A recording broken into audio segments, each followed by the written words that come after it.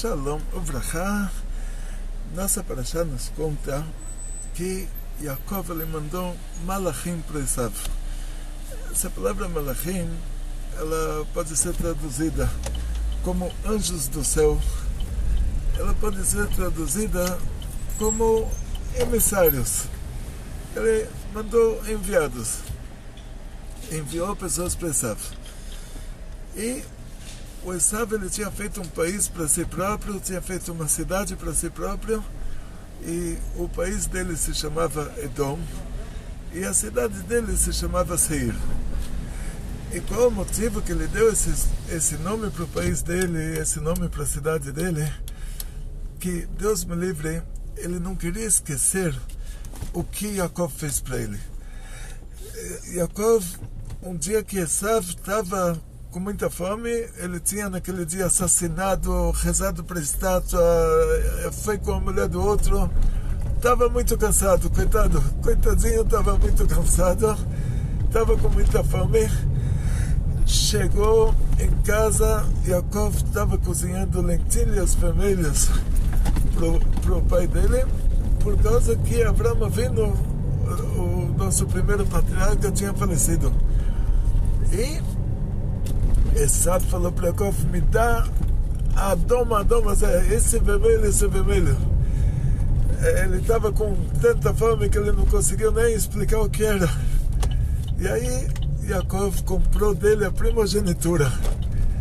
E para se lembrar disso, para poder se vingar, uma vingança perfeita, completa, o Esav ele chamou o país dele de Edom. Edom quer dizer vermelho. Para se lembrar que, olha, meu irmão me passou a pena, para mim não esquecer, Deus me livre. Quer dizer, Deus me livre pelo Torá, tem um mandamento de não guardar rancor, não se vingar. Ele é o contrário, ele deu o nome do país dele para poder guardar sempre que um dia ele vai se vingar. O segundo acontecimento, Yaakov se vestiu com a pele de bode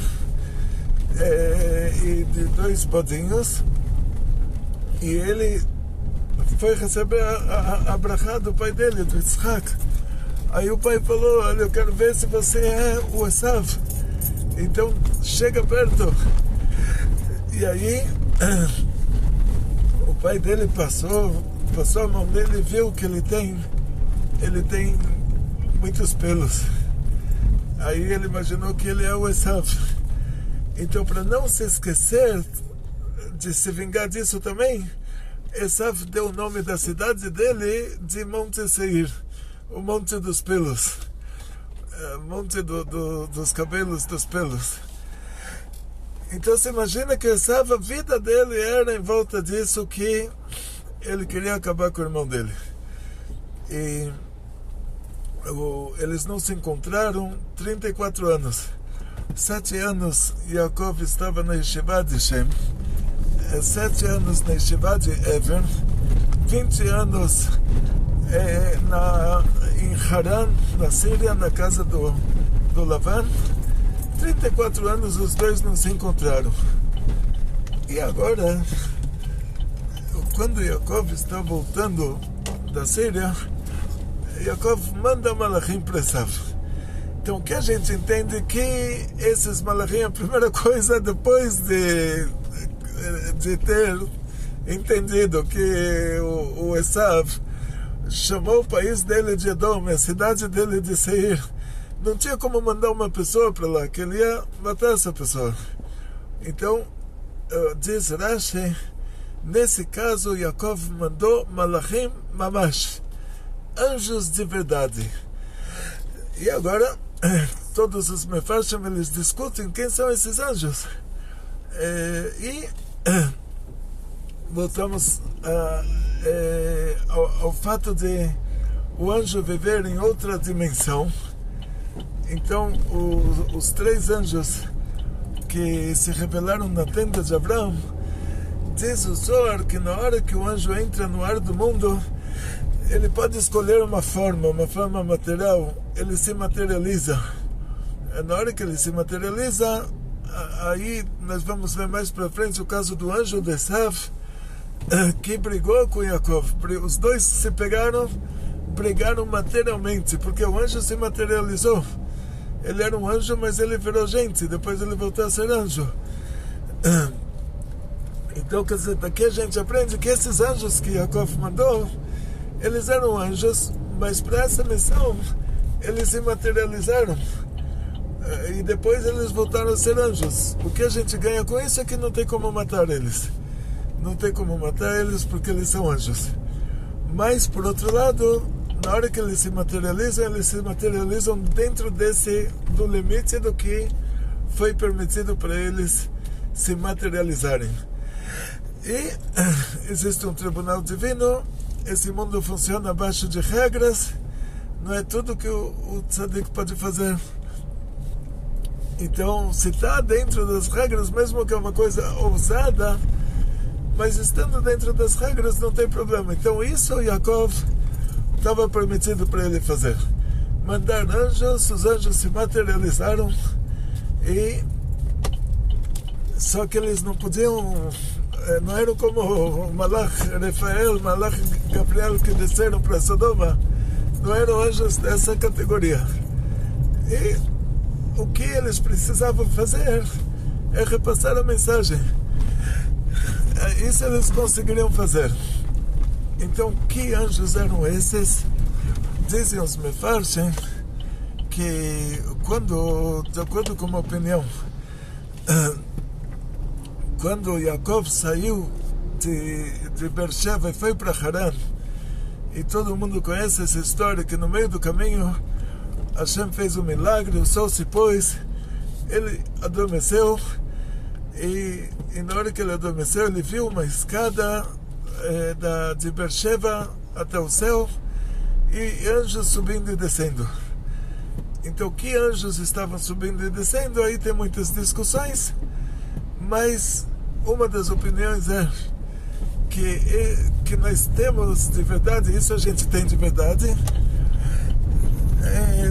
cada um tem os anjos da guarda dele. Esses anjos da guarda, você faz uma mitzvah, você cria um anjo.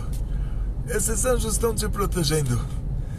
E o Yaakov, o que ele viu é que os anjos que protegiam ele viu naquela escada, a escada era uma sincronização espiritual. Diz o Zohar, era a Sefirat Malchut, e os anjos, a opinião dos Zohar já é outra, já é que os anjos que estavam subindo e descendo não eram, não estava se relacionando a anjos da guarda, mas sendo que a Torá ela tem vários níveis de entendimento, e nenhum desses níveis desqualifica o outro nível. Ou seja, quando a gente fala sobre anjos subindo e descendo, o Zohar vai explicar da seguinte maneira: lá em cima tem a 10ª Sefirah chamada Malchut. O Malchut, ela repassa para nós toda a fartura do mundo superior, toda a abundância do mundo superior é repassada para o nosso mundo material. Ela se transforma de espiritual para material por meio do Malchut. Na hora que nós estamos nos comportando errado, fazendo coisas erradas, aí o Malchut, Deus me livre, nós causamos o rebaixamento do Malchut. E aí tem 70 anjos responsáveis por 70 povos. Hoje vocês estão vendo, já estou no carro de novo, quer dizer, quarta-feira à noite fui operado, quinta-feira me libertaram, não é liberaram, libertaram do hospital que eu passei, assim, de sofrimentos lá. Eu imagino uma mulher para dar à luz, já imaginei o que é isso. Antigamente eu não conseguia imaginar, mas agora eu já imaginei. Estava com pedras nos rins, muitas pedras muito grandes. Me tiraram, me colocaram sonda, e um sofrimento horrível. A sonda e tudo mais. Mas graças a Deus, quinta-feira fui libertado. E aí, sexta, sábado, domingo, segunda, não saí de casa. Mas hoje já, de manhã também não saí de casa, mas agora estou indo para o Koilo. Minha primeira viagem desde a operação, graças a Deus, voltando agora para a nossa escola virtual. Diz o Zohar, que o Zohar sempre cita que os sábios eles estavam caminhando e eles estavam conversando, o Dvar Torá sempre caminhando. E as nossas aulas são baseadas no Zohar, e por incrível que pareça, a divina providência sempre elas acontecem no meio do caminho, como o próprio Zohar, ele aconteceu no meio do caminho. Então, voltando para o Zohar, o Zohar diz que tem 70 anjos responsáveis por 70 povos, e que na hora que a gente se comporta errado, esses 70 anjos têm acesso ao Malchut, porque a gente rebaixa o Malchut ao nível deles. Eles têm acesso ao Malchut, eles pegam o principal da fartura que foi determinada para o mundo, o principal da abundância lá de cima que foi determinado para o mundo.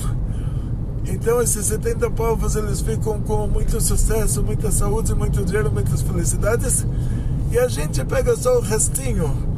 Então a gente tem que pedir esmola para eles. Depois, quando a gente se comporta bem, aí o Malchut sobe ao nosso nível. E aí esses anjos eles têm que descer. Então assim, os anjos subindo é quando a gente se comporta errado, que aí esses anjos eles sobem, eles sugam tudo que a gente deveria receber e deixam para nós o restinho. E na hora que a gente se comporta certo, aí esses anjos têm que descer, porque o Malchut subiu, e o Malchut é essa escada que ela sobe e desce. Então na hora que ela sobe, esses 70 anjos responsáveis pelos 70 povos eles descem. Na hora que ela desce, eles sobem. Diz o Zohar que a escada é o Malchut. Vamos para um nível acima. Então esse é o Sod. Então o nível abaixo, desculpa, tem o Pshat, Remes, Drosh, Sod. Vamos para um nível abaixo, o Drosh, o Shla e o Midrash. Eles falam sobre, aqui é principalmente o Shla, mas ele traz o Midrash que cita esse assunto, sobre o Malach Rafael e Malach Gabriel, que eles chegaram em Sodoma e Gomorra, eles falaram, nós vamos destruir a cidade, porque eles fizeram contra a vontade divina, achando que aquilo era vontade divina. Eles pensaram assim, se a gente vai falar Deus vai destruir a cidade, Deus é a essência do bem, Deus é mais humilde do que Moshe Rabbeinu, a gente vai sujar, agora vamos falar que Deus destrói, Deus só constrói. Então eles falaram, nós vamos destruir a cidade. Aí as pessoas não fizeram tshuva. Agora, se eles fizessem como fez o profeta Yoná, o profeta Jonas da Torá, que ele recebeu uma profecia, o profeta não sabe a profecia que ele vai receber nunca. Hashem dá para ele uma profecia de surpresa. O profeta Yoná não queria essa profecia, tentou fugir, mas não conseguiu, teve que repassar, teve que incorporar a profecia, repassar ela para o mundo. E a profecia era de que Hashem vai destruir Nínive. Nínive é a capital da Assíria, o povo mais cruel da antiguidade. E na hora que o profeta repassou que Hashem vai destruir Nínive, eles fizeram tshuva, eles voltaram para o bom caminho e a cidade não foi destruída. Se esses dois anjos falassem que olha, Hashem vai destruir Sodoma e Gomorra, aí teria a possibilidade deles falarem, não, a gente vai se comportar melhor, deles fazerem tshuva, voltarem para o bom caminho e a cidade não ser destruída. Mas na hora que eles falaram, nós vamos destruir a cidade, as pessoas não fizeram tshuva. Então eles fizeram contra a vontade divina, achando que eles estavam fazendo a vontade divina, porque o anjo não tem livre-arbítrio, ele não tem como optar por fazer o mal.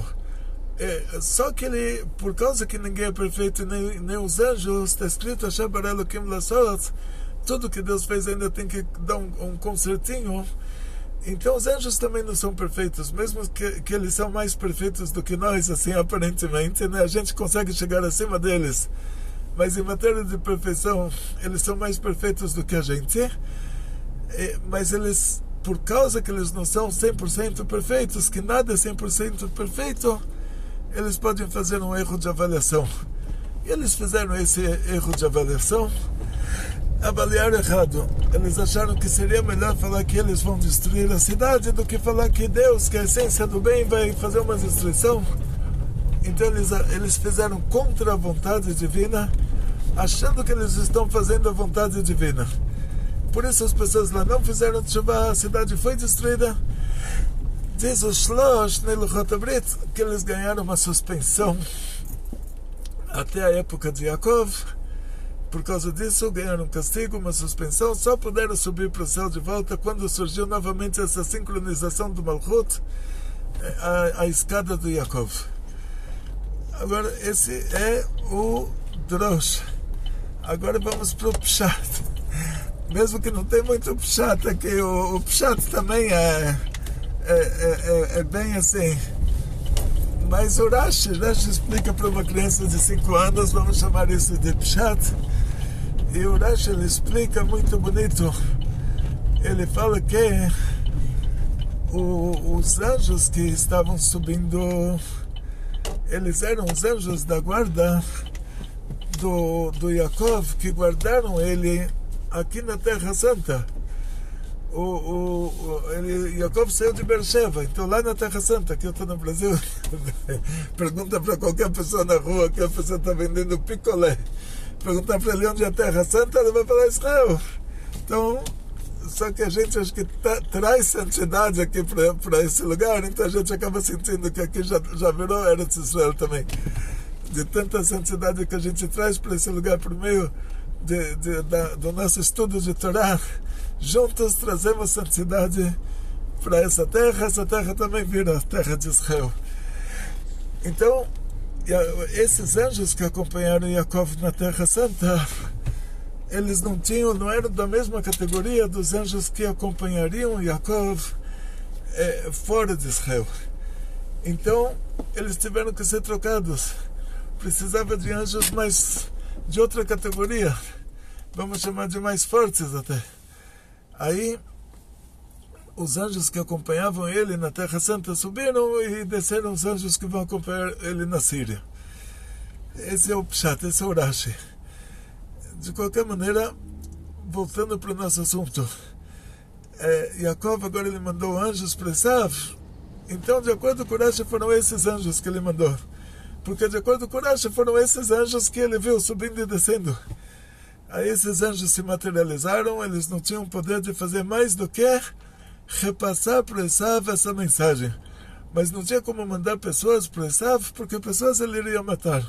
E o anjo, sendo que ele se materializou, ele não morreria, mas não tinha poder de fazer como o Gabriel, de destruir Sodoma e Gomorra. Esse poder eles já não tinham. E os anjos voltaram e falaram para Yaakov: fomos para o seu irmão, e ele não se comporta como seu irmão, ele continua se comportando como Esav, e ele está vindo agora para te pegar com 400 terroristas. Antigamente se falava capanga, mas hoje não tem mais capanga, hoje tem terrorista. No mundo inteiro tem terrorismo, né? Na Inglaterra explode o táxi, lá terroristas explodem, na Síria tem terroristas, no Afeganistão tem terroristas, no Irã tem terroristas. Então hoje está na moda, então não vamos falar mais 400 capangas. Ele está vindo com 400 terroristas. Yaakov agora, ele se preparou para 3 coisas. Isso a gente vai estudar então na próxima aula. Quais são essas 3 coisas? Essa nossa aula era sobre quais anjos Yaakov mandou para Esav. Nós vamos ver mais para frente que Yaakov ele luta contra um anjo. Esse anjo que ele luta contra ele é o pior anjo que tem lá em cima, que é o anjo da morte, o Satã. E ele é o anjo do Esav, porque o Esav ele é a pior pessoa. E tem toda uma sincronização. Pacote Esav. O anjo da morte, que se ele virou um encosto na cobra, ele é o anjo do Esav. O pior anjo é o anjo de Esav. O melhor anjo, Malach Michael, nosso anjo da guarda lá em cima, o anjo da Chesed. E o que acontece é que o anjo de Esav, ele se materializou. Também dentro dos limites, o que foi dado para ele conseguir fazer, não pode fazer como o anjo Gabriel, de fazer lá, mas pode se materializar e dar um chute no Yaakov. Então aquele anjo que Yaakov brigou com ele toda noite era o anjo de Esav. Como pode ser que uma pessoa pode brigar com o anjo? Porque o anjo, para estar na nossa dimensão, ele teve que se materializar, para ele poder interagir na nossa dimensão. Ele pode até se revelar na dimensão dele. O profeta Daniel, ele viu o anjo Gabriel, se revelou, mas não interagiu. Quer dizer, para o anjo mexer alguma coisa no mundo material, ele tem que se materializar. Aí foi dado para ele a permissão, aquele anjo de Esav, o Malach HaMavet, o Satan, foi dado para ele a permissão de se materializar, mas dentro dos padrões se materializou como uma pessoa equilibrada com Yaakov, no mesmo nível de força. Aí os dois se brigaram a noite inteira. Aí de noite ele foi requisitado para subir, para falar o cântico de anjo da categoria dele. Aí já complicou, aí ele falou, agora me solta. Aí Yaakov falou para ele, você tem que me dar a brachá, me dar a bênção. O que quer dizer? Vocês se brigaram a noite inteira, depois você pede a bênção para ele? O que quer dizer? Quer dizer que ele tem que concordar que a brachá que Yitzhak deu para Yaakov está correta. Aí o anjo falou para Yaakov, o seu nome não vai ser mais Yaakov, vai ser Israel, porque você brigou com a representação divina, com o anjo, e aparece o nome Eloquim. Eloquim é qualquer representação, qualquer nível de representação divina. O anjo também é chamado de Eloquim. O Nebuchadnezzar, quando falou com o profeta Daniel, que ele jogou 3 pessoas na fornalha e apareceram lá 4, e as outras, quando apareceu, esse quarto apareceu e não aconteceu nada para os 3, mas só saíram de lá 3, o quarto desapareceu. Então o Nebuchadnezzar falou, aquele quarto era o Bar Eloquim. Bar Eloquim quer dizer filho de Eloquim. Então ele chamou o anjo de filho de Deus. Essa era a linguagem antiga. Alguém que é um anjo do céu, você chama ele de Deus, você chama ele de filho de Deus, é uma entidade celestial. Então o anjo falou para ele, você brigou com Eloquim, você brigou com Deus, entre aspas, você brigou com uma entidade espiritual e venceu. Então esse era o anjo de Esav. Como o anjo de Esav conseguiu bater no Yaakov? Porque ele se materializou. Se ele se materializou, porque ele não deu uma de Superman, Spider-Man, não sei, uma de super-herói, porque foi dado para ele somente a permissão de se materializar a nível de Yaakov, a equilíbrio de forças de Yaakov. Por isso os dois brigaram a noite inteira e um não venceu o outro, e de manhã o anjo precisava ir embora, aí ele deu a brachá para o Yaakov. Nossa próxima aula, então, vai ser sobre a tefilá de Yaakov. Não percam! Atzlachá, Briut, Panassá, Beshefa. Muito sucesso, muita saúde, muito dinheiro, muitas felicidades. Tudo de bom. Kol Tov. Muita alegria.